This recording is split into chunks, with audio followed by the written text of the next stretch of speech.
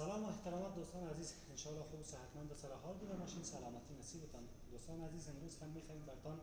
یکی از بهترین محصولات جلدی، یکی از بهترین محصولاتی که به خاطر جلد و پوست خیلی مفید است براتون معرفی بکنم که ساخت کشور ایران شرکت دکتر بیز میباشه باشه و در تمام نمایندگی‌های رسمی شرکت بیز در افغانستان و همچنین سازمان جهانی بهداری کارا موجود است در افغانستان.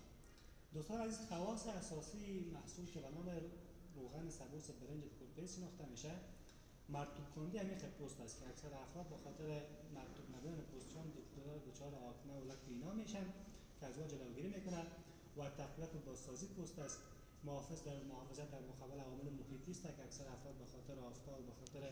بعضی هوا و اینا حساسیت نشون میدن، اونها خیلی کاهش میدن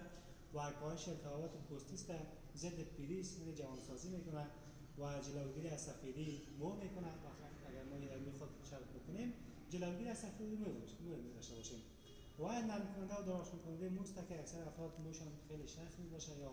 نرم نمیباشه و ما خیلی مفید است و همچنین جلوگیری از موخوره است. اکثر افراد موهایشان زمانی که شانه میکنن اینا خیلی میریزن و در اونجا چون که باعث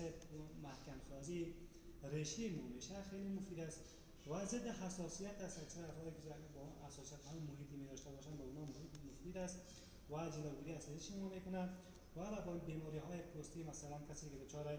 گرفتگی اگزوما است، کسی که پیس است و پیسوریاز، به اینا خیلی مفید است. و نحوی مصرف از روغن میتونیم که به اون هم جلب بکنیم و دست صورت هم خیلی موثر است و قسمت اون خواصی گفتیم دارای باشد. همچنان در موقع اون کردنش میشه چند قطره در کمی شامپو یک جا بکنیم و مصرف بکنیم که کلا به خاطر دریافت این محصول شما میتونید که در دفاتر رسمی مراجعه بکنید و این محصول را دریافت